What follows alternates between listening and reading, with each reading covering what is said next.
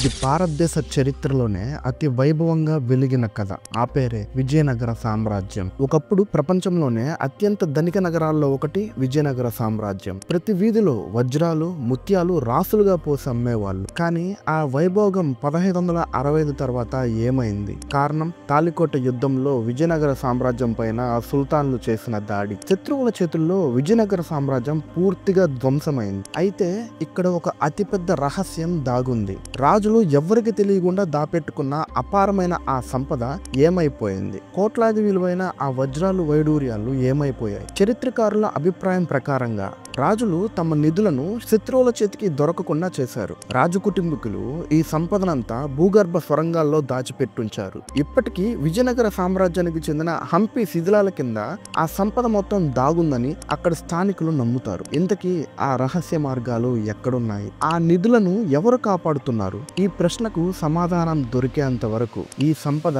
భారతదేశ చరిత్రలోనే మరుగుపడిన ఒక ప్రశ్నగా మిగిలిపోతుంది.